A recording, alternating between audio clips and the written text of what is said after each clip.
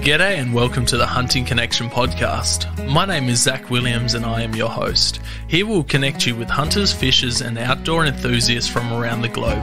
This podcast will share hunting and fishing stories including past experiences and tackle the tough hunting stereotypes our community faces. We hope to be a positive influence to those outside the community while also having a laugh along the way. Hope you enjoy the podcast. G'day and welcome to another episode of Hunting Connection podcast. Today's guest, we have Couchy or Shannon from Send It Mate podcast. How you going? Good, self? Yeah, good, thank you, man. It's good to be on. It's good to have you on. I was going to get you on before you were the new host on Send It Mate, but here we are. You've got some episodes behind you now, so... Yeah, it's got the feet wet, so it's been a steep learning curve. No, it would be with those two boys. It's sort of surprising... like behind the mic without doing it beforehand. I guess had an episode with Send It Mate in the earlier season. Yeah. So. But beforehand, you don't think it's going to be that hard. And then when you're behind a mic, it's like stage fright in a way. Exactly. Yeah. It's good to have the other two to bounce it off. Like when it's just one-on-one interview podcast like this, you don't have that dynamic, especially if you have a guest. You haven't had a guest on in person since you've been there. You've done a couple of Zoom ones, haven't you? Yeah, mostly Zoom. Yeah. So... But then the latest one that'll come out the day before this, actually. So we've had Rusty on. So wicked. So if you haven't listened to that, pause it right now, go listen to it, and then come and listen to this one. Yeah, so Rusty from Scoped Out, he was an awesome guest. Awesome. Yeah, those boys have a pretty good podcast too. Impact Dynamic, I believe it is. Yeah. Found everywhere podcasts can be found. TikTok, all of that as well. Same as Send It Mate. Yeah. Let's jump straight into it. Where are you from? Originally from, moved around a fair bit as a kid. So it's a little hard one to sort of put a nail on, but a pin on. But I was born in Warrington, Victoria.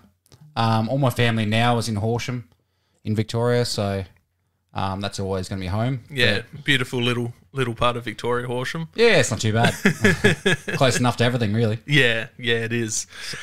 How old are you, mate? I'm 33. 33? Yeah. Very nice. What do you do for work? I work in civil construction. So I work as a team leader at the moment. Very nice. And yeah, so the supervisor got made up to a manager and I'm pretty much doing his job as well as supervisor, but getting paid as a team leader. Very nice. I swore you were a lollipop girl last time I seen you working, but... No, that's the time you drove past. I'm a bit of everything. How'd you get into hunting and fishing?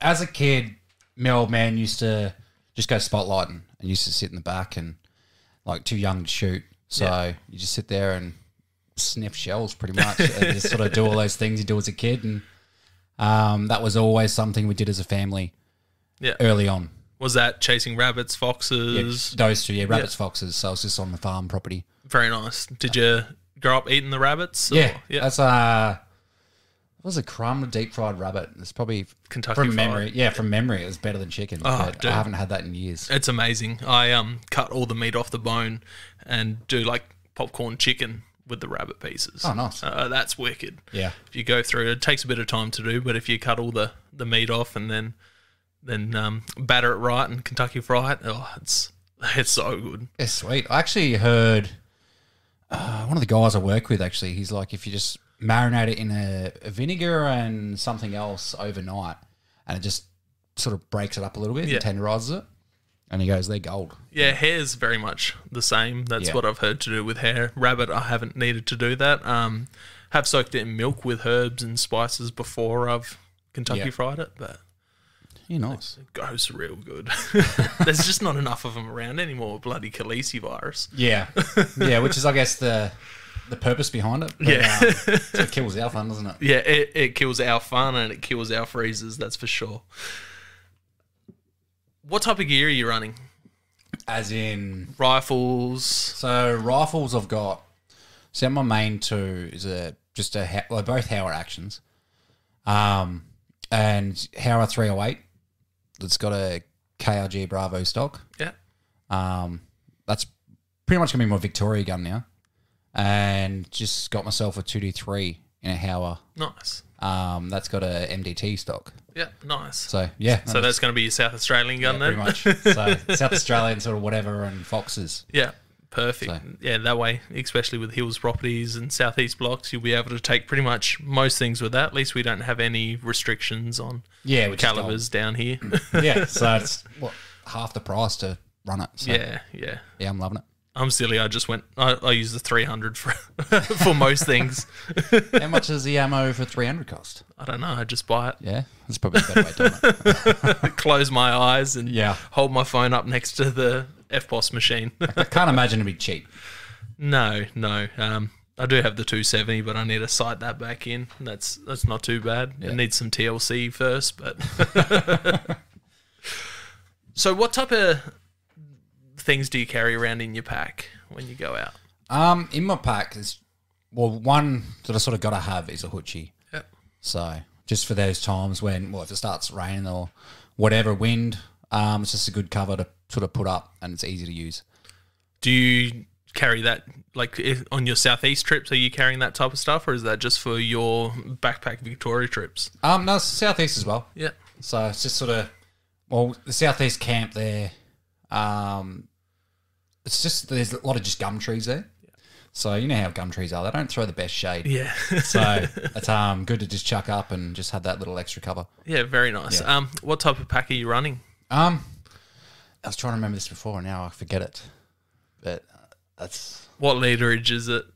65. Yep, that's a decent size. Yeah. It'll come to me in a sec. I probably have to Google it. So yeah, we can come back to that if you want. What type of tarp are you running for, like your Couchy setup? Okay. I don't really have any sort of certain setup. It's generally just a lean-to. Yeah. There's a few times where there's a bunch of us together, and we'll set up like 2 or 3 together. So it's mainly just a lean-to or a lean-to floor. Yeah. That's just the easiest to put up, and if it's not shit weather, then you can get away with that. Have you done many backpacking trips to Victoria? A handful. Handful? So not heaps, not as many as I'd like. What type of mattress, sleeping bag are you running on those backpacking trips? I didn't really have a certain branded sort of blow-up mattress, but I'm not going to use that again. It's a pain in the ass. The other guys had the self-inflatables, and I had the one I had to actually blow up. Yeah, that's what I'm running at the moment. How much of a pain in the ass that is. A BCF special. But like Josh said on one of the past episodes, he just got the Alton hammock, was it? Yeah. But they do a Alton blow-up mattress, and they have this little bag that you blow up with, like you suck air in, and then you roll it into the mattress. And I think I've seen that. That yeah. looks killer. And it's the coffin shaped? I believe so, yes. But it's looks like good gear, that Alton gear, so I'm keen to hear Josh's reviews on the hammock setup that he's... Yeah, I think that's... Was it a hammock he got? I'm pretty sure it was. No, it's not a hammock because I don't think he trusts it. But it's just the Alton... It's pretty much a Couchy. Yeah. But... What do you mean he doesn't trust a hammock? Doesn't actually weigh anything, so it's... Yeah, I don't know. As far as I know, he just doesn't want to... Well, for me, like the hammock seems like an awkward way to sleep. Just that body angle. Yeah. It seems like you'd get lots of air underneath and you'd get cold at night. Like that's what I found when I went to New Zealand backpack hunting.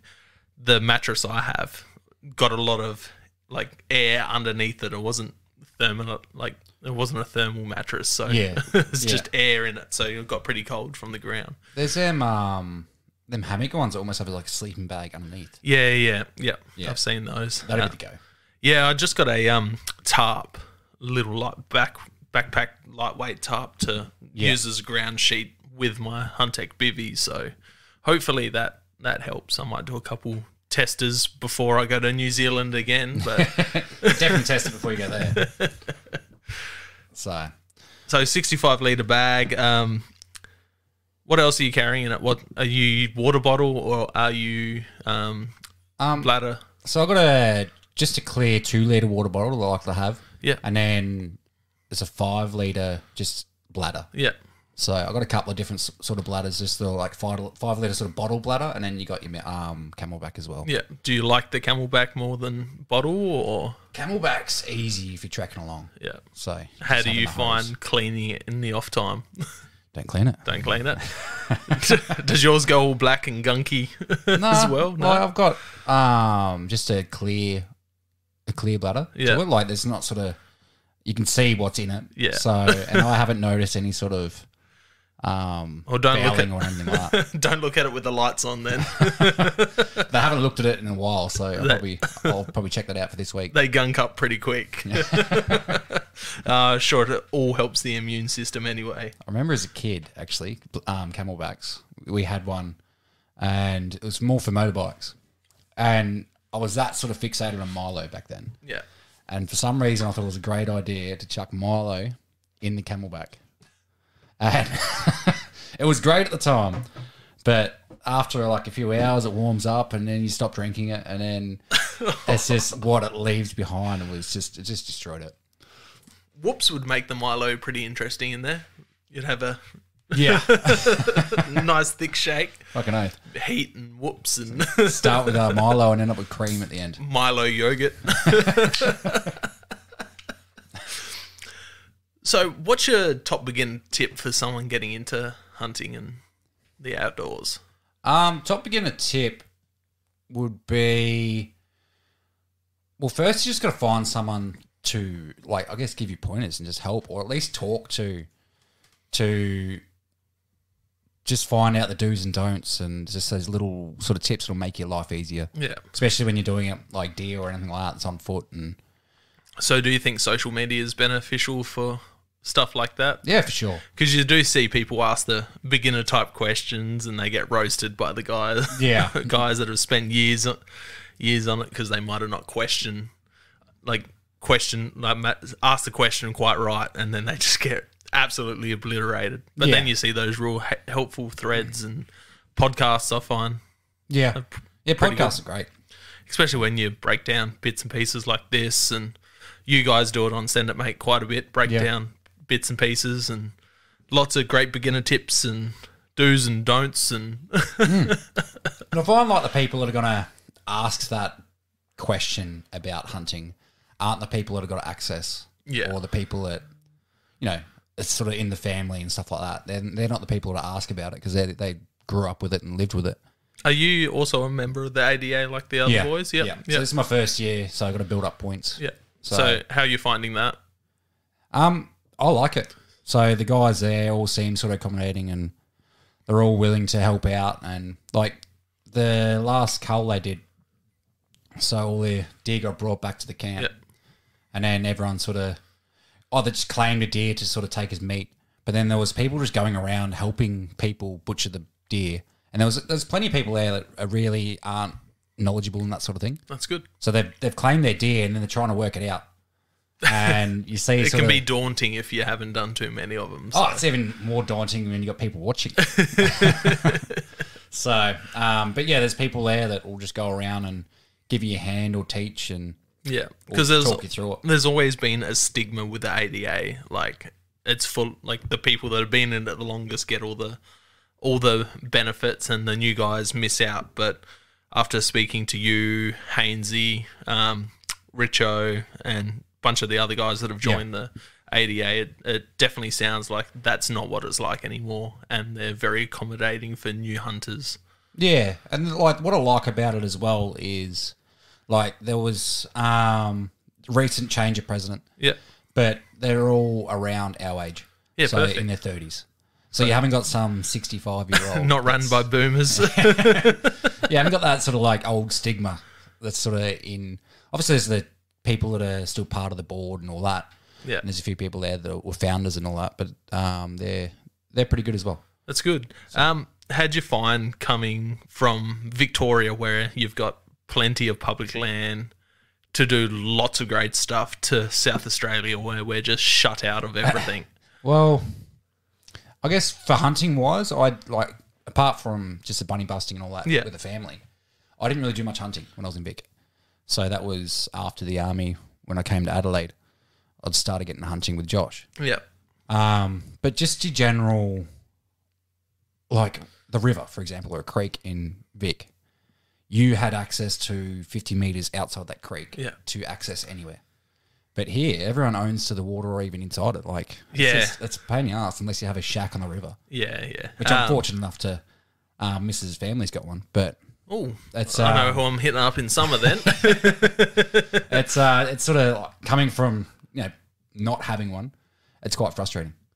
And did you find you were quite young, obviously, when you lived in Victoria, but did you find the fishing licenses beneficial for over there? I rate fishing licenses as long as you can control or they're transparent in the way it's spent. So much like Victoria is. You see all the stocking programs, the revamp programs and of boat ramps and access points. And so like as much as a lot of people probably hate this, I would kind of wish they brought that here to South Australia. I'm 100% for fishing licenses in South Australia if we have people that can manage it and all the money goes back into restocking and helping our fish species. How good would it be if we had way more stocking of Murray cod in the actual river than there is? It'd be gold. I know that there's people that are a part of it and they do stock a fair few Murray cod and other natives into the river, which is really good. But if we had a license that could back that stocking program up and it's just money to help out, like your parks and. Probably not so much parks and that, but your rangers and all that sort of are involved. It just creates jobs on that. It does. It creates jobs with the breeding of the fish farms and all of that. And, in Victoria, they stock local parks with silver perch and rainbow trout. Yeah. So just places like Mawson Lakes here in South Australia is just like a suburban lake. But in Victoria, they'd stock that with fish for families to go down and catch. Yeah. I was fishing there on the weekend. I took a guy who's been on this podcast, Greg. Yep. He hasn't done any outdoorsy stuff. So on the weekend, we took him out and caught his first couple of fish. So he was pretty stoked, but they were like goldfish carp crosses. Actually, I went fishing there not long ago in the Mawsons. And I was sitting there just, what was it, lure? Yeah. Just flicking around. And then this couple walked past, this older couple. And they're like, "Oh, are you allowed to fish here?"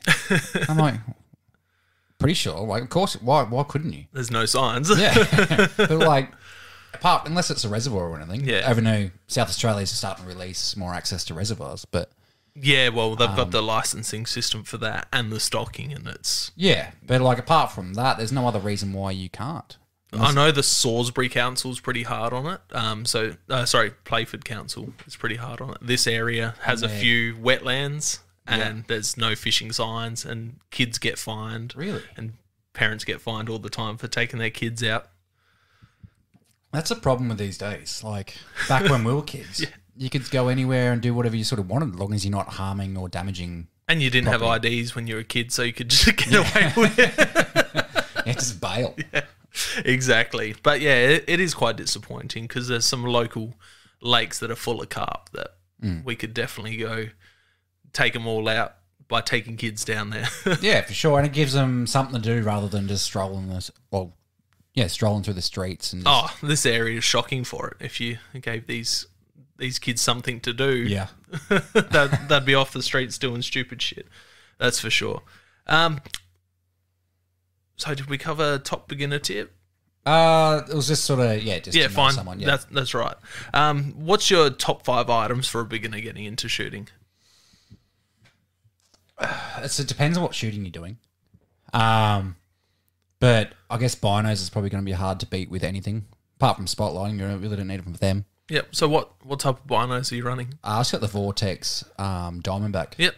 So nice, well ranged. Yeah, they're not too bad. Like, obviously, you can probably get better clarity and all that in others. Because what is it? It's I know I'll go over this every other podcast because everyone's running Diamondbacks, but it's like Crossfires, Diamondbacks, and then there's one above them. But yeah, I can't think of it. The Diamondbacks are that middle range that are they're probably slightly above the bottom range. Yeah. Which is, I bought it because it was affordable. Yeah, and I guess I think it's been said on your podcast. It's been probably said on anywhere. Yeah, that if you can just buy what you can afford, because it's better than not having anything. Exactly. So. Except for if it's I'd say spend at least 400, Yeah. 350, 400 on a pair. I actually got really lucky with my binos because I think it was about $600, Yeah. and ordered them, got them sent. I got them from eBay, and then they sent me the binos. I'm like, sweet, they're fine. And then 2 months later, I got another set of binos sent, and this was just around the Christmas time. Yeah. So I reckon they had to fuck up the system. So some bastard's sitting there in Christmas, about to get his Christmas present. Probably didn't get his binos. But then, yeah, so I'm like, sweet. Well, I knew Caleb didn't have any binos, so I offered them to him for a decent price, and he took them. Yeah, you boys and that seem to get pretty lucky when you're buying shit online.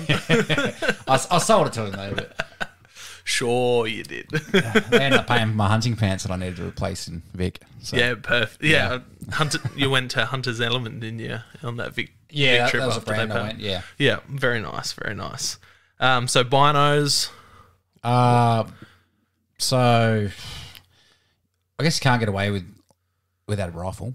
So it's just a 22 is probably good for someone getting into it. yep, perfect. There's no reason to go a high caliber at the start, especially like for younger people. Yeah. That'll just it'll cause them to sort of not enjoy it as much. Any brands you recommend for 22s? I'm fond of CZ. Yeah. So obviously CZ and Bruno's, but yeah, mine's a CZ. Mine's a 22 Magnum. Yep. Perfect. Obviously Josh's and now Caleb's got the 22. Yeah. But we've all used that. They're good calibers. Yeah. They drop foxes. They drop rabbits' hairs. Yeah. And you can plink all day for reasonably cheap. Yeah, and they're just good. Not fun. so much the Magnum, but no, I'm looking at getting rid of that just for that purpose because I just want a 22 that I can just smash. Keep the Magnum, man. So I got the 22, the 22 Magnum, and the 22 Hornet, and they're great. Yeah. Hornet's wicked. Yeah, nice. I'd recommend getting a Hornet. They're so much fun.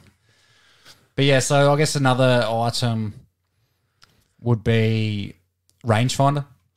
Like it's hard to, unless you're shooting within 100 metres all the time and you're sort of that used to shooting a certain range, sort of spotlight and style, I guess. You sort of get to a certain point where you bring them into a certain range that you're comfortable with and you can just, Yeah, definitely. Rangefinder's a big thing. Or I also recommend if you do get a rangefinder, as you're sitting, whether you're calling in foxes, sitting off a rabbit warren, just range stuff. Sit there, guess the tree and then range it. Yeah. Find another tree or a rock, guess it, and then range it. So that way you're getting your eye in so you can get a rough understanding of your distances. Yeah. I guess you sort of forget that's probably what they harped on with the army. Yeah. There's a lot of setups where you'd find, just say you're doing a sort of short stop and you go and pick it and all that.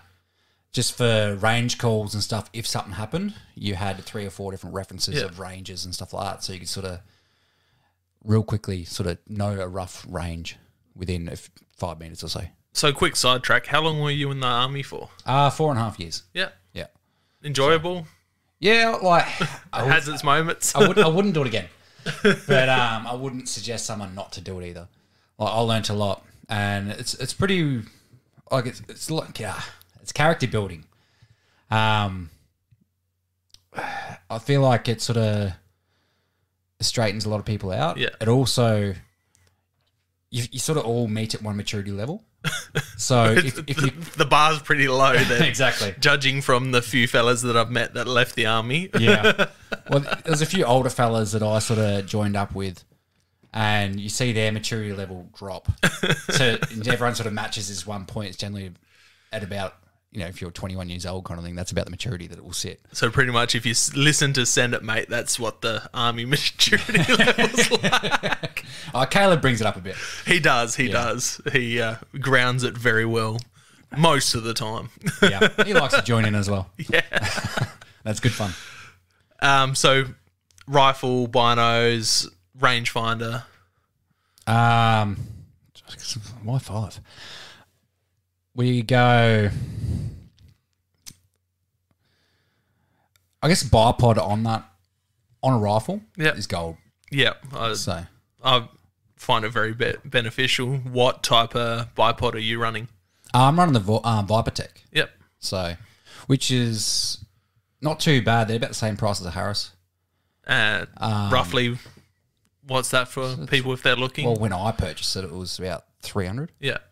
So I just got the cheap, the Spiker one. I meant Atlas, not Harris, when I said that. But yeah, so the only part I don't like about it is it slowly loosens at the fastening nut. Yeah. And it'll start swiveling on you. Oh. And then there was a time when you just say aiming at a fox and it just keeps moving. And you as you're turning, it's loosening. And then loosening. And then you look at your bipod and it's almost on 45 degrees of where your gun is. And it just becomes unstable then. So I'm not sure if I'll buy one with a swivel to it next time. Would you go one of like the magnetic bipods they do? I haven't seen them. Oh, I can't even remember the brand, but there's a magnetic one that's got some crazy magnet in it. And it just... I'll send it to you after, after the podcast. I can't even remember the brand, but yeah, no, mine's gone blank. But yeah, it's a magnetic one, so you can pop it on and off. And anyone listening that knows, they'll be screaming at me right now, like, how can you forget that? One thing with the bipod as well, I've had my fair share of eBay, just cheap, which is attractive at the time because they're $50. The Ryan special. Yeah. But I've also snapped a lot of them as well. Yeah, wow. So, you must be pretty rough. Oh, well, one wasn't even my fault. It was a mate when we were in Vic shooting, and I sat it on the ground. You probably shouldn't do that for starters. And then one of the guys stood back without looking. And stepped on and it. just stepped straight in the leg. Oh, no. And snapped that off. So I snapped the other leg off so it was actually even. And then dropped the rifle like you did with Josh's the other day? Or Well, if his rifle didn't weigh like 16 kilo, I swear Bates's and their heavy rifles it's always got shitloads of weight. I don't know how he can carry rifles heavier than him. Gets falling over. Zombie apocalypse a weapon. What are you going? It's been said, but I can't go past the samurai. Yeah. So I'm not sure if that's just due to Walking Dead. Michonne. Yeah. But a samurai just seems the easy choice. It's silent, it's deadly, and it's quick. A lot of sharpening. Yeah. Yeah, well, I guess you get used to it. There's probably a lot of downtime as well. There would be in a zombie apocalypse after you find a nice quiet place. Yeah. But I don't know if there's only one weapon, then samurai. But if you could have a gun, then it'd probably be a 2D3 sort of AR platform. Yeah, that'd be the go. What about Australia legal? What are you going? Just a 22? Someone's going to have a 2D3 AR around here somewhere. Well, we're not far from some army barracks, so there's probably something. What you'd want to have, you probably 2D3 or 308 is probably your 2 calibers or 22. Yeah, that would be just easy to find. Not easy, but the best way to find rounds. So yeah, that'd be your biggest concern. Doesn't matter what gun you have if you haven't got the rounds. It's just using it as a club the whole time, which can be done as well. But yeah. What's the most important item you're taking out with you? Rifle. unless you're going for a watch, then a rifle. You couldn't do much without that. So, do you take any GPS? I haven't got GPS, so I guess phone is my GPS. Yeah. But binos would be the next one. Yeah. Yeah. What about any other safety gear? You're running first aid kit when you go out. I know a few of the Senate Mate boys don't. I don't know. I can't remember the last time we took out a first aid, which is bad. But see, I've got no choice. My mum's an ambo, so she's constantly drilled it in. She's always like, "Here's stuff. Put it in your first aid kit." I guess that's probably one thing about first aid that no one likes to do is buy it. Yeah, if someone had that for me, like giving me sort of you close to date sort of stuff, then hell yeah, I'd take it. Well, in the hunting pack, it doesn't really matter if it's not in date with some bandages. It depends on what it is, I guess. So, I know there's a New Zealand company that have it's another thing that I'm going to have to look up and share on Facebook after this episode airs, but or Instagram, whatever. But they do like hunting, hiking specific first aid kits. Okay. which is pretty beneficial. You know, something more targeted. There's a lot of useless shit that you don't use in a standard first aid kit, but something's better than nothing. Yeah, there's always fillers, isn't there? Yeah. What about your thoughts on like a personal locating beacon for, say, Victoria and stuff when you go? I like the idea of them. Yep. Haven't got one. And I guess if I was doing more solo stuff, then it'd come more into play. Yep. So, well, if I went solo, probably the missus would know where I'm going and maybe the boys, but it's even if you knew where you were, then it'd still be incredibly hard to find you. Yeah, I carry a PLB, another thing that was a present, like you're going hunting alone all the time, you have to have this. You know, you fall. But I also have it deep in my bag. So if something does happen, I have to... That's one of them things where if you really needed it, you want it quick. Yeah. When I go back to New Zealand, though, I'll have it on the bino harness, so it's right there. And I'm also in the market of getting one of those Garmin in reaches as well. So while I'm in areas where there's no signal, I'm going to be able to communicate with home. But I also think they have like a PLB type emergency distress thing on them as well. So yeah, sweet. They're a pretty good investment, but man, they're pricey compared to what sort of, because I haven't looked at them. I think they're about $550. Okay. But I think that allows you to text and call. It's basically like a satellite phone that connects to your phone. I'm guessing there's a plan with that as well. Yeah, I think you need a SIM card and all of that. So but then if you needed it, it's worth it. It would be, and that's for sure. So that's why that's on my list. So when I go back to New Zealand, I can communicate with the family back home and daily updates type thing. So yeah, nice. What's the most sketchy, dangerous thing that's happened to you while you've been out on a trip? Well, I think Caleb said this as well. It's with Poiter. He was, this is in Victoria, and I was sitting on the back of the tailgate, like in the tub, and then Caleb was on the front left, like shooting across the bonnet at a fox, and he was sort of just waiting for it to sort of sit and give a good shot, and Peter's got it idling, and we're like, switch your car off. And then he released the clutch, and it was in gear, and it just lurched forward, kicked me off the tailgate. I was holding pretty sure I was holding my 22 Magnum as well, not loaded or anything, luckily. But I fell off the tailgate, landed on my back. The front left tire ran over Caleb's foot, and that all happened at the same time. But it was one of those things where you're shocked at the start, but you have a good laugh about it pretty quickly. Yeah, well, it sounds like you guys have had a fair few years laughs about it, and Poiter doesn't live that down at all. It's definitely a funny moment. You don't want Send It Mate getting too much bigger because people will be pointing him out on the street going, hey. There's also some other things. I'm not sure if anyone's listened to Mutiny, the podcast of the 5th season for Send It Mate. I went through this on there.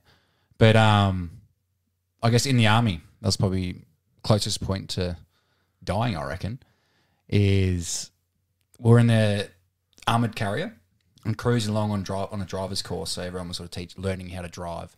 And then when you're not learning, you're in the back of it and you're just chilling. And so this was up near Port Augusta. That's where we did it. And through the training area, there was all these little channels, and they blend in pretty well. But you sort of get to know where they are. But we're cruising along. I think the max they went was 40 to 50k an hour, which is quick enough when you're in like a 12-ton just steel box. But we're cruising along, and we always had to wear these Kevlar helmets. And I hated it because I overheat in helmets, and in summer I don't like wearing hats. But I hate wearing hard hats at job sites, let alone. They suck. But we'd always have to wear them, and I guess before then I never really understood why. But so at the rear they had like a steel hatch that opened up, and there was probably about a 1.5 by 1.5 metre sort of hatch. Yeah. And I was just having my hands up on the edge, just sort of talking to someone in there, and the guy that was driving didn't see this channel. and we just nosed into it and come to a dead stop. And I headbutted the corner of the hatch where it was just sharp steel, just steel corner. And I don't remember the impact, but I remember just waking up on the floor of the carrier. That's nuts. And my Kevlar helmet had a gouge taken out of it. So if that was my head, yeah, that would have fucking hurt. That would have been, crazy stuff. And I'm sure these things happen in those training exercises quite a bit. That's probably the worst that I've dealt with. There's obviously a few close calls and stuff like that. But I don't really remember, especially on like a driver's course or something like that, some shit like that happening. They're very safety orientated these days. It's all you can get away with a lot of shit. But if you're obviously just being reckless, then they'll harp on that pretty quickly. Oh, I could see it being a government thing. Yeah, not for your safety though, just for PR. Yeah, they don't want to deal with that bullshit. They don't want the paperwork. They don't give a shit what that.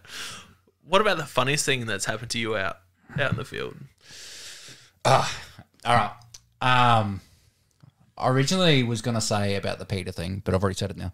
So yeah, well, Caleb, if you ever listen to this, you probably won't, but if you do, you need shirts made up with like a foot under a tire. That's worth doing, actually. Yeah. My funniest thing, this was recently. This is the start of the year when I got that. Me, Joshua, and Hayden got buck. Yeah. So to put a bit of context into it, we're cruising along just sort of near the end of our walk at Southeast. We're cruising along. I had a crack at a running fox because there was nothing about it. It was just quiet. And we're like, this. I passed up a spike at the start of that walk, and I'm like, that's not going to be my first buck. Beggars can't be choosers. No, I was choosing, and we were just sort of walking around. There was nothing about, so there was a running fox. I had a crack, went straight over top of him, and he took off. I'm like, all right. And then we come across another one, and Hayden got down, was watching it, and was waiting for it to stop, and it sit for like stuff all like half a second, and just get up and keep walking. And he's sitting there a few times about to shoot, never shot. And then we sort of give up. It sort of went cruised over the hill, and he's like, all right, whatever. We start walking, and if you get on Senate Mate's Instagram, one of the most recent videos, you'll see one of Josh's cramping episodes. And I fucking lost it watching that one. I rewatched it today, and it kind of looked like he put it on because of the smirk beforehand. I'm like, that does look set up. But you reckon he set it up just because he stuffed up the intro? I'm not sure what he was waiting on. I think he felt it coming and he was trying to stop it. But so we got up to start moving after this fox, and then Josh just collapses on the ground, holding his chest, groaning, and not saying anything. And we're like, I initially going, is this one of his cramping sessions? Because he has them all the time. He needs to get looked at. We need some tests. But he was lying on the ground, just holding his chest, cramping, but it was actually his back that was cramping, but he was lying down. So he couldn't hold his back. But so it was just hands on the chest, sort of spasming. But he wouldn't communicate. And he's groaning, and I'm like, I laugh for starters, and then I'm like, what do you mean, you're right? And I started getting worried about him because he was holding his chest. I'm like, surely he's not having a heart attack. He is kind of he's 30, 35, 34, but probably in like a 80-year-old's body. Yeah. But doesn't help when you're built like a Dorito, you know. Nah. So that was pretty funny. And then so that went for 5 minutes, and then we literally, he was good, took a bit to get going again. And then we walked 50 meters and saw those $3. So, like, how good was that? Like, that's perfect. Slow just down. Yeah, fuck right. Calm just down. I think it sets part of the humour, really, that without that, they probably wouldn't have been there, or we would have missed them. So, or 50 meters later, he would have spasmed out in front of the deer. Yeah, exactly. So, that's a pretty funny episode, I feel, but it's probably definitely funny if you were there. Oh man, They are, and then hearing these stories back through Send a Mate podcast with the crew, it's, I'll be sitting in traffic, banging my steering wheel, laughing my tits off. Yeah. And I'm not sure if we went through one of our sort of more recent just shooting trips. It wasn't a deer hunting. It was just foxes spotlight. Yeah. And probably wasn't funny at the time, but it's funny looking back on it now. But we were spotlighting and Kayla was behind the rifle. Josh was on the spotty. I was driving. Ryan was probably, I think he was next to me, or Hayden. And we see this fox. It was early on in the night. I'm like, Ripper. It was only 100 metres away. Sweet. And then Caleb lets off a round. Boof. And I'm like, that went about 3 feet over. And he re-racks. He's like, that felt good. Like, what was going on there? He did that for like 3 to 4 rounds. And this fox, probably one of the most calmest foxes ever, just letting it happen. And he's always having issues with his rifles. I remember going to the southeast in April, and he's like, "Yeah, I'm not sure what my rifle's going to be doing. It took a knock last." Turns out he was zeroed at, well, it wasn't zeroed. He was still dialed to 400 or 600 or something like that. So it's funny to look at now. Well, it's lucky that didn't happen when he was down the southeast for the rut. Yeah.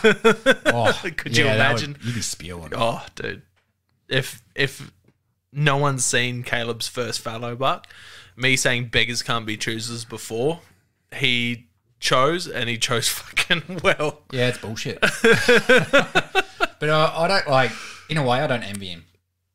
Because he'll never best it. Exactly. Unless he goes to a high fence and pays for it. Yeah, and how disappointing would that be when you get, unless you sort of find, there's definitely bigger, but there's not many. Not many, no.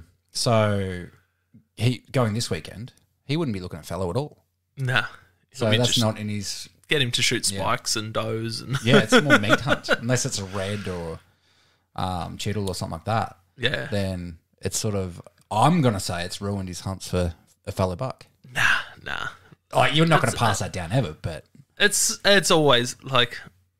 Caleb doesn't seem as the trophy. That's all he's in it for. I think he... Until you get around his trophy, then. Yeah. I was there, man. I was there. You were there. I was there trying to explain to him how big it was. It didn't set in until I grabbed my red stag and put my red in between the fallow. Yeah, I forgot you were there. Yeah, that's yeah, I did hear that. It was a lot of the other heads would just fit in between. Yeah, all of them. All of them. Josh's red, my red. They're just in between this fallow. Like I thought my red was, like, it's not a massive red, but it's pretty big. Yeah. But then putting it between a fallow. Yeah, it's I don't know, it's hard to fathom.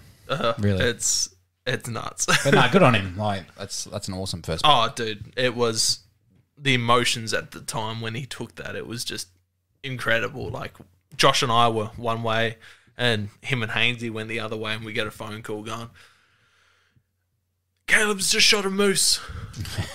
And we've ran back. Yeah. And took the car down to him. And I hear Hainsey was eyeing that off for a while. But yeah. But Hainsey's very selfless. Yeah. Like, he's shot a lot of good deer, and he's just very selfless. Yeah, anyone that knows Hainsey's he's gonna give the shirt off his back.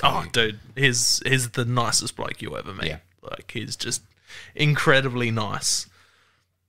What are your top 5 dream animals? Elk, for one. Red. Samba. I'm going more local here. Come on, outside Australia, the big picture. Wolf. Yep. I'd love to hunt wolf. Any state in particular, you? Not really. No. Nah. I haven't really done that much research on where wolves exactly are, but they're expanding. What skin color would you want? Would you want like the whitey, real grey white, or real dark grey? No. Then again, you get some real sort of dark, almost black wolves that look killer. So, but I wouldn't be too picky. Skin, or would you go full mount, or? Now I'd say full mount, but then I think if I priced out the prices of it, then I wouldn't get much of an I'd be like, I'll just take the skin. But no, I guess it's something, well, especially in being in Australia, that when's your next chance? Yeah, exactly. So you'd have to go and get that mount, I reckon. I reckon a full mount standing on like a rock formation, so you could mount it on your wall like halfway up. Yeah. That would look sick. Yeah, especially with some of their eye colours they get. Like, but that'll be a killer hunt, I reckon. Because I guess it changes up a little bit, and they'll be hunting you. Yeah. Have you ever heard the John Dudley story of him? No, I don't shooting think so. an elk and then the elk dying in the wolf den. And then he's got like 4 arrows, and I think the guy with him has a rifle with 2 or 3 bullets, and like 6 or 7 wolves come in. Fuck that. It's their fucking kill. And he shoots he shoots 3 wolves with the bow. They shoot 2 with a rifle or something like that, and they've got like 1 arrow left, and the wolves retreat. Yeah, they say if you pick out the alpha and you take him out, the pack's gone. You'd see, but it's and it's not like they're wearing a big collar with an A around them saying, I'm the alpha, when they're all coming in at you. You're not... Yeah, if they're charging, you're just firing. So that'll be a hairy situation to be in. I'll have to send you the link to that story. Sure. It's... Why would you chase up that? Unless they get to the point. It died. They've got into the wolf den and they've looked around and there's all bones and shit lying around. It's too late. Well, then wolves start sounding off around them. It's a fucking killer story. Again, awesome. Pause the podcast right now. Go listen to that, then come back. Yeah. That's incredible. Yeah, I'll definitely check that out. What about after wolf? I reckon black bear. Black bear. I don't think I'll be able to. Grizzly seems just too full on. Yeah. But a black bear, like, I'm not sure what time of the year or when they actually are more focused on the berries. Yeah. But from what I hear, spring. Yeah, if they're smashing berries, then that's the time to get them. Rifle. Yeah. Wouldn't break out a compound bow and start practicing to. I've shot a compound bow about 12 times. Yeah, ever. So I might take one of these on the wall and go practice. Go practice. But nah, I'd have to go rifle. For right now, if I felt competent with a bow and I trusted that, then it could be different. But it's hard for me to say bow now, especially with a bear. Have you seen the video of Clay Newcomb where the black bear comes and sniffs the end of his arrow while he's sitting in the ground blind? No, I don't think I have. I've seen one climb a ladder on their tree stand. Yes. Yeah, I've seen that one. That's intense. But fucked. This one at Clay Newcomb, he works for Meat Eater now. He's got the Bear Grease podcast. Yeah. But he's sitting there and there's a black bear comes up and he's in a ground blind. He's got a recurve bow and this bear just walks up and like touches the tip of his arrow. He's not even at full draw. He's just sitting there. And the bear touches the tip of the arrow and then turns around and he shoots it. Oh. Yeah, your heart would be going, wouldn't it? Well, the bear's from me to you away, like your arm length away. That's how far this bear comes. Yeah, once you be able to hear it breathe, that's when shit will get hairy. That's crazy. Oh, it's another... If you haven't watched that video, pause it. Bear Hunting Magazine podcast on YouTube. Go watch that. I've watched it about 1,000 times. Yeah. So many videos tonight. Oh, dude. I sit down with the kids and watch some of these videos. They love it. Yeah. Especially the youngest. He loves bears, so watching those ones with him, he throws on it. And I see, like, obviously in the last, not to talk about you, but you're getting the kids more involved these days? Always. I always try and get them involved. It's hard with a 8-year-old because he loves his sport so much and he has only grown up around hunting a little bit. Yeah. But the youngest one, that's all he's known. You know, he was a week old and I was butchering deer with him in a chest harness. Okay. On my chest, so it's all he's known. Yeah, nice. You know, he's probably the only 2-year-old with a understanding of death. Like, it's because I'm bringing dead. Yeah, one thing it teaches you though, like, his use. Yeah, he eats venison. Like, when Caleb came here and done the podcast, we had venison curry on in the slow cooker. Yeah, and he comes running up to Caleb and he's like, deer meat, deer meat, deer meat. Runs up to the slow cooker, pointing out the the deer meat in the slow cooker to Caleb. And Caleb's like, all right, mate. And he runs up to the mountain and he's like, deer, deer, deer meat. And then runs back to the... So, yeah, he's got the connection. Yeah. Which is unusual for kids these days, let alone a 2-year-old. Imagine his show and tell at school when he gets there. Oh, well, he's got a room full of stuff to pick. Half of them won't be accepted, but... I'm sure he could. I took go-aheads to show and tell at school. Bows, but... Sporting goods. It's not a weapon. Yeah. So what's your favourite thing to cook with wild game? For wild game? It's probably chops. Yeah. Chops are probably quite simple to just butcher out of an animal if you have, the hacksaw or something like that. Yeah. But... You using handsaw to cut them out when you're doing it? So you got a rippo saw? Like obviously, we all know Hainsey. He's butchered up a few of our deer before, so that's handy. He's insane with a knife, and a bandsaw, and again saying how how nice of a guy Hainsey is, and he's always sort of willing to do that for you. Which is awesome. But then there's obviously the handsaw. I haven't got one myself. And then the boys tried the Recipro a while ago. I think that's still on the cards. So, but I need to get myself a handsaw because that's probably meat on a bone just brings another level. Yeah, if you do it right, you can do it with get a bandsaw or a rippo saw. And then if you just want ribs, there's a way to cut down the ribs and bring the whole lot off with the ribs with just a knife, because there's the little ball joints that connect the ribs to the spine. So if you hold the knife on the right angle and it just glides through that, glides through it reasonably enough, which is that's awesome. Yeah, I didn't know that. Where's that link?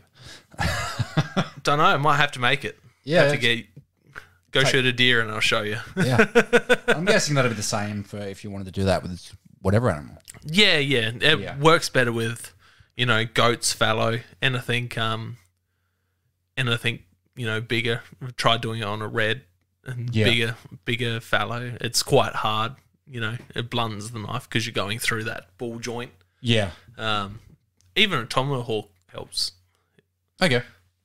Like if you got nothing else, a tomahawk or a machete, you can just cleaver or something. Yeah. It all works, and just a solid knife, really.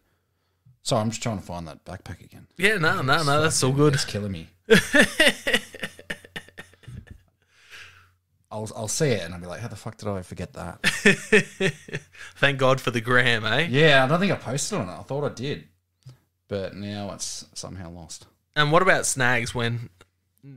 Obviously, Hainsey's helping you do snags and that. His sausages he makes are amazing. So, what's your go-to? The Mexican chili or the country barbecue he does? Country barbecue I like. Yeah, I'm not if you gave me a choice, I wouldn't lean to a chili. Yeah. I've never been sort of one to go that way if I had the choice. Are you white flavored spicy, are you? No. I'm just... I guess when I was younger, I couldn't handle it. These days, I can eat it, but I just enjoy a non sort of chili or spicy meal. So, what about taking game meat to the missus at home? How does she... she loves it. Loves it? Yeah. She's willing to try whatever. Are you cooking it or is she cooking it? I'll cook it. Yeah. So, I pretty much cook the meat at home. And I'll just get her to sort out the veggies and whatever. Had she had game meat before she met you? I don't think so. No. So, she might have tried it because her grandpa is a bit of a, I'd say shooter, not hunter. Yeah. But, so, I guess guns weren't foreign to her. But I'm not sure if she'd tried game meat before. What about shooting? Had she shot? She'd, I think, dabbled a little bit with her grandfather and then been a marksman and stuff like that in Adelaide. Yeah. Have you taken her out? I haven't. And you'd understand when you see how busy she is. Oh, I know what it's like with it. Yeah. So it's if I could find a weekend to take her out. One thing was hard to find a block because I didn't have a block local. Yeah. So that was the one step that I couldn't sort of. So just quickly, South Australia, you're allowed to target shoot on private property. Other states you can't. So just making that now. Are you allowed to go target shoot on that property with the owners? I've only been once there. Haven't asked that question. Yeah.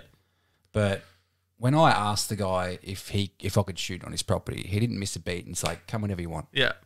So, and then I mentioned like, I've got a couple of mates that I shoot with mainly, and he was open to that as well.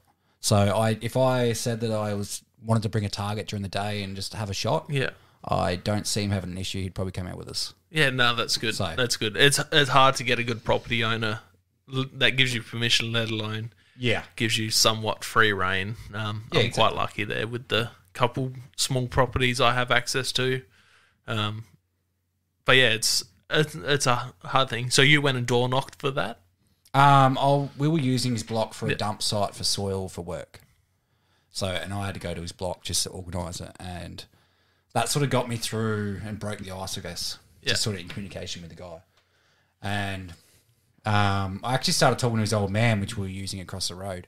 And he had, it's actually less acreage there, but I didn't know his son had a property. And I'm like, yeah, you get many foxes and stuff around here? And he's like, oh, a couple. And he's like, oh, but my son's got more and it's probably better to shoot at because his old man's is all vineyard. Yeah. So, and then I'm like, oh, so I got his number off his old man.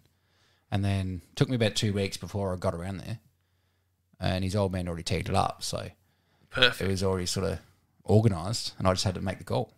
And yeah, it went pretty easy. Is that your first bit of property you've gotten access to, or have you gotten access? I've had property out Churro, out towards Wakefield. Yeah. The guy out towards Wakefield, he was fine, and then just sort of something just sort of went, and he was just got a bit weird. Yeah, it does happen. How have you found getting access? Is it all chatting, or have you done letter drops? Or I've never done a letter drop. Yeah, I've always sort of chatted with people. Yeah, like I guess the one towards Wakefield, that was through my ex. Churro was a guy from the army. His parents owned that. Perfect. And then this recent one's just from work. So I guess I've probably sort of been lucky how I've sort of come across them. Yeah, it is one of those things where you just chat and you drop subtle hints. And yeah, if you don't try too hard for it, you're not going to sort of scare them away, I guess. Yeah, it's a hard thing, as we discussed before with South Australia not having any public land to go chase these ferals on. You're kind of left to go door knock. Yeah. People let a drop. And then the properties that are, semi-decent or decent, they've had, 1,000 people go door knock on that. Yeah, for sure. Like, I can understand the property owners' sort of concerns as well when so many people come and ask, and you're like, how can I trust you to not damage or kill livestock, or because once it's done, you can't go back on it. Exactly. And then it's hard enough to get someone to pay for something they've broke, let alone what they've killed, or they could just...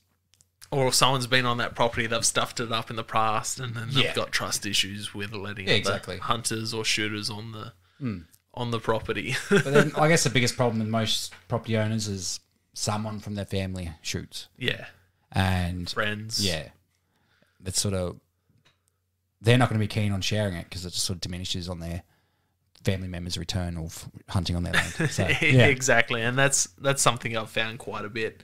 Like that property I was telling you about before we started the podcast, oh, nice property you got here.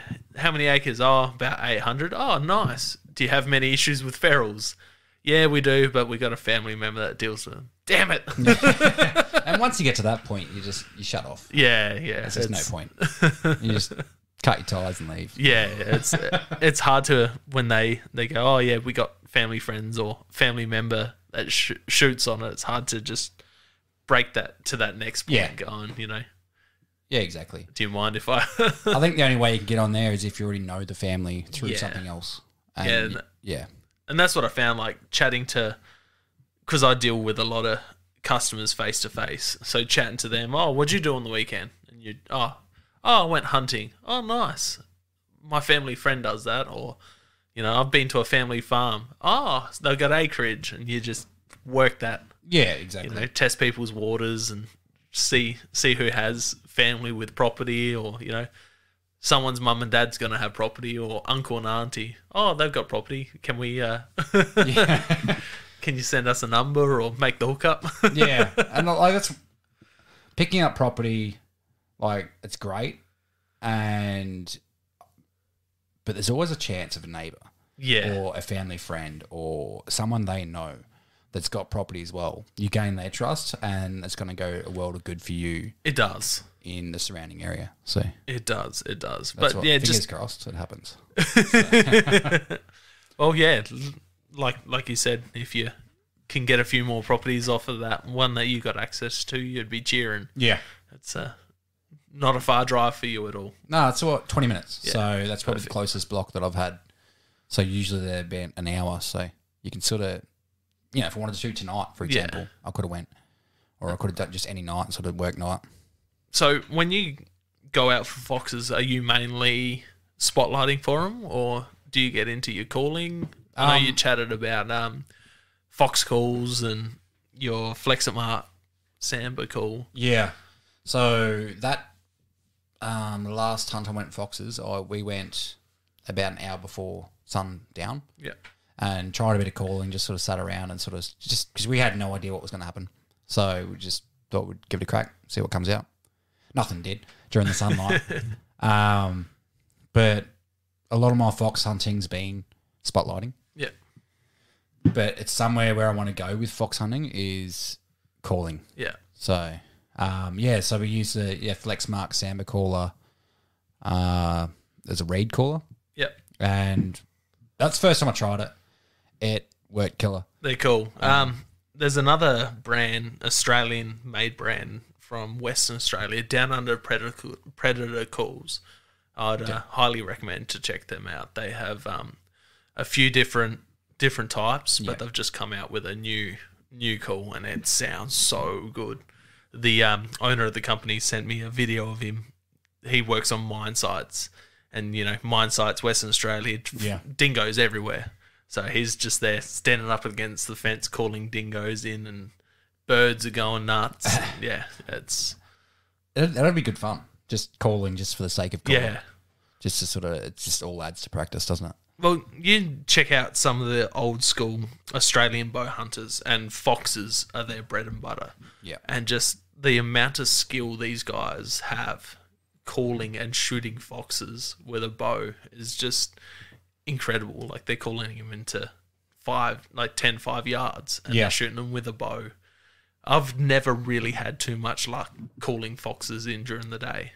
Like if I spot a fox and start squeaking, I can usually get it to come in, but just setting up during the day and then calling a fox like blindly, I don't really have. Have you tried it that often though? Every time I go out. Yeah. I'll set up that sort of. I'll set up for, half an hour just sitting up against a tree in a spot that I feel that it's going to be good. Yeah. Never really have much come in. But if I see a fox, I can call it in majority of the time. But Okay. What sort of because obviously the only calls I've really used before, obviously everyone's used a button whistle. Yeah. So I've had Flexmark, Predator call Josh has, which is just like I don't know what you call it, but is that the rubber tube? Yeah, rubber tube, sort of rubber flex tube. Yeah. I was trying to remember the. I'm shit with names. We've always called them donkey dicks. Yeah. Because they're just the big black rubber thing that you can shake them, you can pump them. Which works killer. They have a good sound that come out of them. So, I've used them. I've used button calls. I've used, folded tin calls. Yeah. But the down under predator calls, I've used quite a few of theirs. They do a couple of 3D printed plastic calls. They do the metal folded. Diamond Series call. That's pretty cool. And then they've done this tube reed call. That it sounds really, really good. What I liked about your sort of reed callers is just easy to use. Yeah. Where you folded tin, the name stripe, like I'm forgetting the name of them. Silver Fox Whistle. That's the one. They take a bit of practice. They do. Like, you have to get them right. Sometimes you get the thinner tin ones. You get the cheap. Yeah. Like, there's so many different types of them. But it's just trying to get that pitch perfect. Yeah, exactly. And then, some of them you have to bend the tin a little bit just to get it right. It's almost easy using a 22 shell. Yeah, 22 shell. I'll probably go on here somewhere.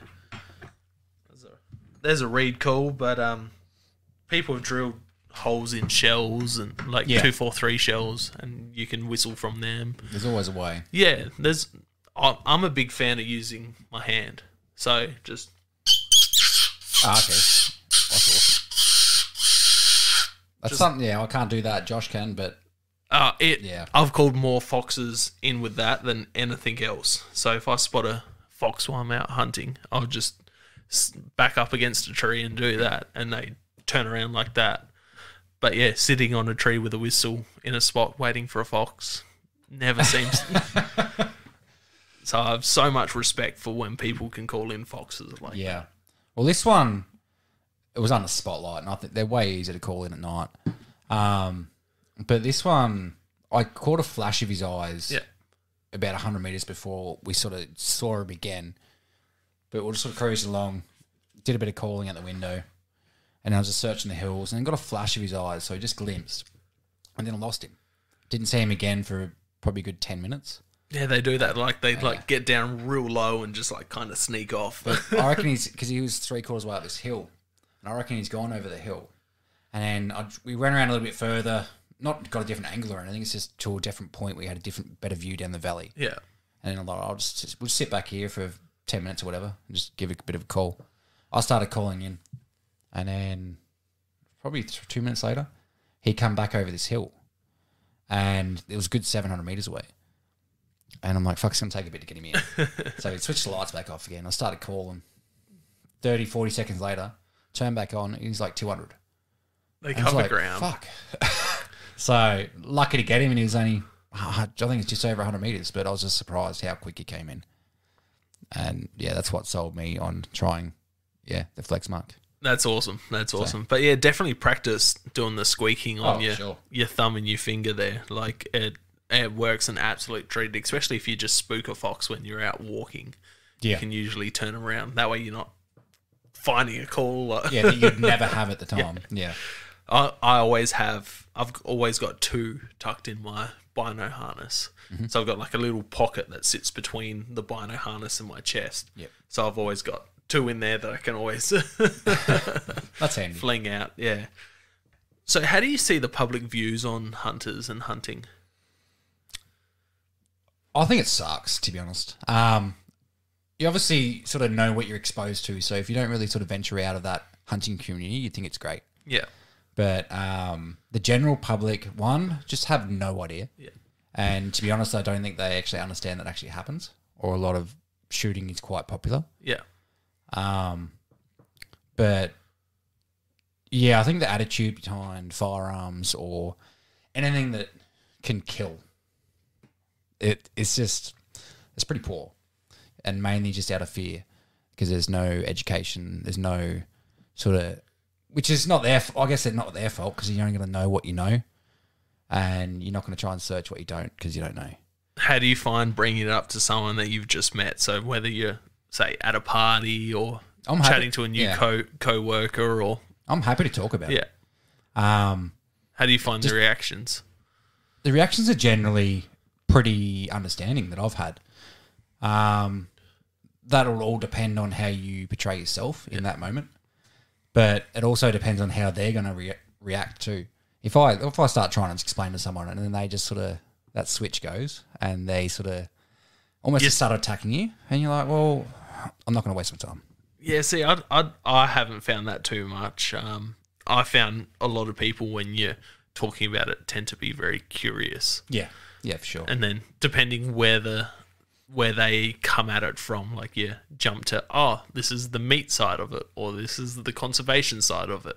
Or I find the meat side of it works a lot better. Yeah, and because most people eat meat, so there's something they can understand and sort of relate with.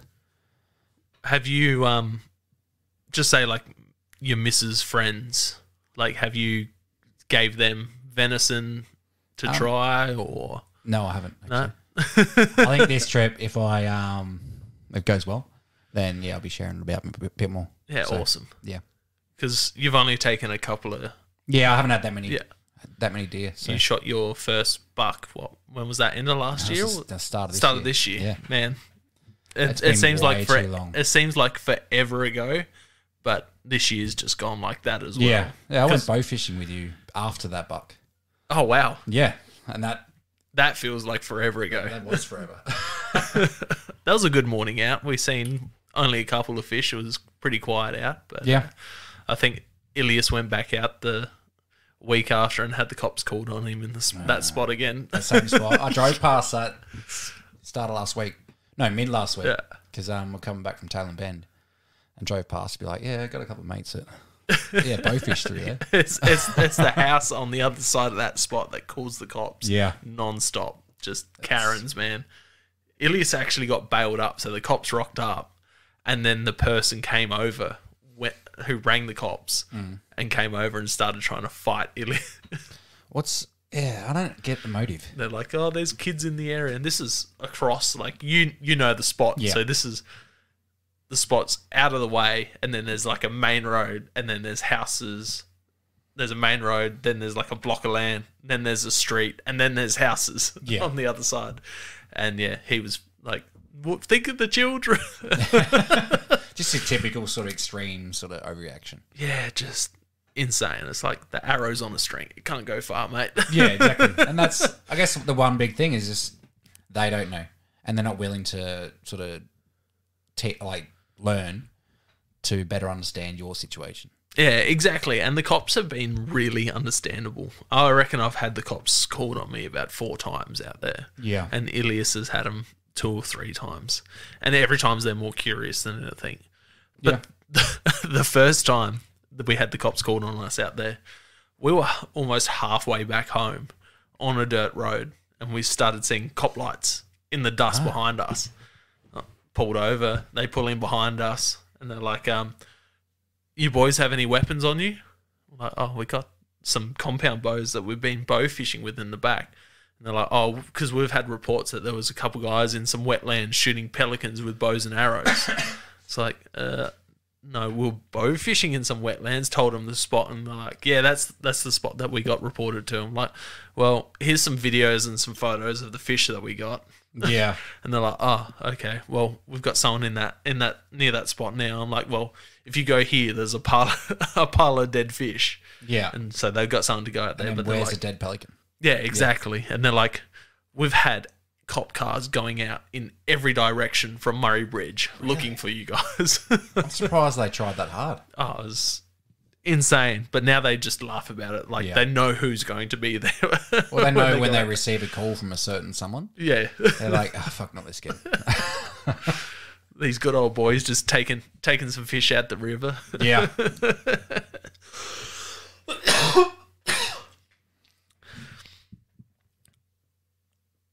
How would you change the public views on hunting and hunters? Just communication. So, as I said before, you only know what you know unless you go out and try and find it. But communication between a hunter and a non-hunter, that sort of forces them in that environment. But if you handle it in a certain way and sort of more sort of mature about it, and you don't try and jam it down their throat like they do on their views to us, as you said, a lot of people are understanding about it and they're more curious than anything. How have you found sharing photos of your hunting experiences on social media? What type of backlash have you had from family and friends and that from the past? I've only got the one auntie that's sort of not a fan of it, but she still likes it and she understands. But pretty much all the rest of my family is sort of country orientated. That's pretty good then. There's no issue there. And with the public as well, like just general people, there's been a few people that have sort of like commented saying, "Oh, you kill animals," and then you're sort of like, "Yeah, well, yes, I do," but I also eat the meat. Yeah. Or, for example, foxes and all that. It's just like, well, I kill this fox, but I save these lambs. Yeah. Save these lambs, save these native birds, save these snakes, lizards, all of that. Yeah. So, I think you should be reasonable about that, regardless of how they treat you. Yeah. It sort of brings them back to your level, and you can actually have a conversation, and that's when you can sort of, you may not turn them, or they may not agree with it still, but they understand. So do you reckon, say, use your auntie as an example, if you brought her around to have some roast venison or something like that would change her mind on it? See, it's funny because she eats, I haven't seen her in a long time, but if she eats meat, so I think if you didn't tell her that it was deer that you shot straight up, she would eat it. And what do you think about doing about that? Lying to someone about what they're eating? What's my views on that? Yeah. Well, I kind of think it's funny, but I kind of understand how someone can be upset about that as well. Yeah, so I had an ex-girlfriend in the past, and she was just accepting of the hunting, but she's like, "Oh, I'll eat goat, but I won't eat deer." Okay. So I gave her goat one night. Yeah, no problem. I cooked goat again, venison, served it, and she's like, "Oh, this is awesome. It was goat, wasn't it?" I'm like, "No." She's like, "That wasn't fucking deer, was it?" I'm like, "Yeah," and tears galore, man. So she was more in love with the idea of a deer. Yeah. And it's something that Ranella says. There's a great clip of Ranella arguing with a vegan. Not arguing, but talking to a vegan at a book signing thing. And he's like, vegans and vegetarians love the idea of deer. Yeah. Where I love deer in general. So I like deer as a collective. I don't like deer as the individual. So yeah, me hunting the single deer is beneficial for the whole idea of deer. Yeah. Where vegans and vegetarians who are against the hunting side, they see the individual animal and they're more for the they would save all individual animals until they get to a point where they're starving each other. Yeah, starving each other. And that's so much worse. So, I thought of a point. I've lost it. Nah. Deer, vegans, eating. Come on, you should be a professional at this by now. Yeah, I'm not. That's why Caleb does a good job and edits it out. I think the harder I'm thinking about this, the more I'm losing it. So the more you listen to me, you'll realise that I haven't got the best memory, especially certain shit. But I have the same shit. This is a podcast. It's free flowing, so these things do happen. But nah, I've lost it. It's gone. It's gone. So, what is hunting to you? Hunting, to me, is a way... Well, there's a few things. It's a way to source meat. So, there's no more natural way to source it than to hunt. And especially this day and age where everyone's after organic and free range and all that, there's no way to beat that. Quick note there. Do you think your hunted meat's organic? What do you mean? Like, define your organic? Well, organic's like no GMO, no...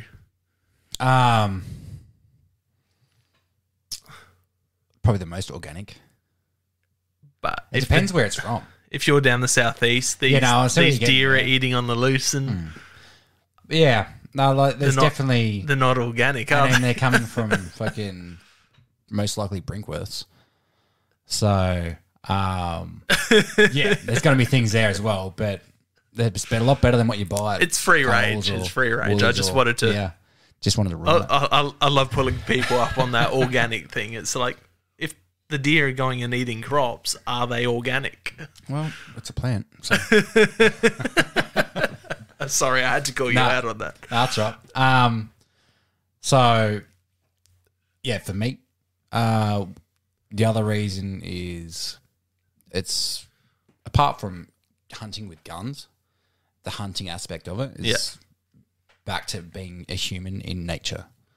And that's probably the one thing society lacks these days. Do you find that the bond that you make with your friends that you hunt with seems to be stronger than heaps stronger. Your friends that you don't for sure hunt? And it's you can't, the hunting and just the afterwards as well, either butchering or just sit around the campfire. So just because of your army background, I don't have an army background, but do you find like hunting with your mates in, say, a group and then butchering and all of that, do you find that's kind of like a army connection in the trenches type thing, or it's different? Different? I guess it's they sort of relate a little bit in the one thing the army you sort of got learnt to do, and the reason you connected a lot was 90% of the people that you're with, you could actually trust them. Yeah.